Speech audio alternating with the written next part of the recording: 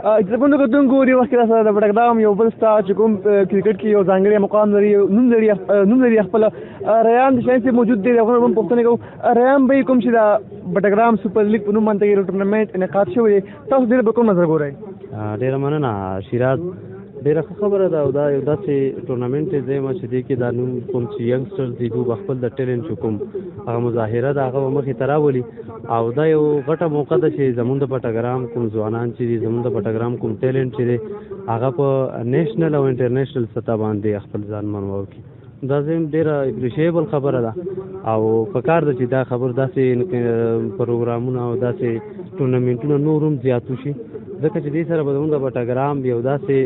ټیلنټ چې هغه تر اوسه پورې ګمنامه پاتې شوی دی نو هغه به مخې ته وده وکړي او هغه به د انټرنیشنل یا نیشنل سطح باندې د کیل چې دی هغې ته به ځان اکسیس وکړي ورسي. بالکل ریان که موږ وګورو بټګرام کې د بټګرام چې کوم پلیز دي هغو لپاره د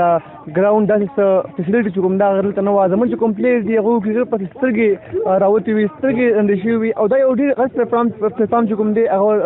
ورکړی دی عبدالرحمن بھائی دغه ټیم تاسو هغو ته به څه ویل غواړئ؟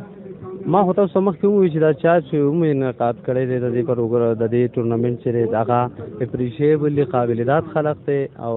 ما ته دومره پته ده چې یاره څومره محنت هغې د لپاره کړی دی د هغوی ټیم کړی دی. نو زه وایم چې لکه موږ ته د بټګرام کې د ګراونډونو نور چې هم چې کوم یو فیلډ ته تاسو دننه شئ هغې کې هر څه چې دی هغه در بدر پراته دي خو بهرحال موږ له په دغه لږ ډېر د شګلن ماحول کې هم ځان له داسې کول پکار دي چې موږ خو نه خو ګیم وکړو او ځان په خپل سطح باندې ځان مخې ته راوړو. بالکل ریان بھائی زموږ د بټګرام خاوره زموږ د بټګرام پلیز چې کوم دي هغو دغه په شګلن ځایونو کې دومره غټ نومونه چې کوم دي هغه حاصل کړي دي. تاسو که زه وایم نو ابرار بھائی کوم چې دې وخت کې د سولي ټیم نمائندګي کوي دا شان نور هم دي پلیران دي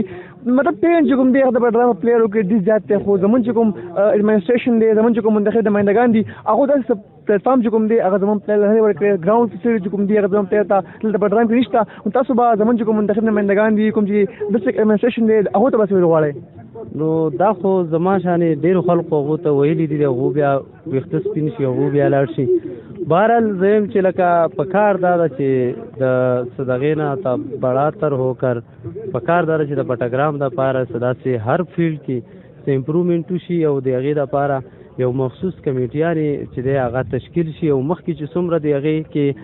خورد برد شوی دی کرپشن شوی دی د هغې د هم پراپر انویسټیګیشن وشي او څوک چې هم دې کې شوي دي ځکه چې زموږ بټګرام تر موږ کته شاته وګورو نو شانګله زموږ نه هم په سپورټ حساب سره کم از کم زموږ نه مخکې ده او مانسیره خو ظاهره خبره ده موږ لا تر اوسه پورې خپل د سپورټس ډسټرکټ هم نه دی میلاو شوی. موږ د ابټاباد په ریجن کې لوباویږو نو هغې دپاره چېرته موږ هلته لاړ شو نو هلته موږ له هغه شانې دغه چې دی هغه شانې موږ له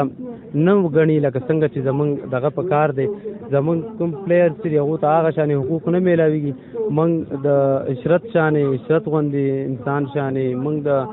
نور داسې کلاړیان چې دي د هغو شانې موږ د خاورې دی شو. نو زه یم چې دا ډېره ښه خبره ده چې په دې باندې فوکس وشي او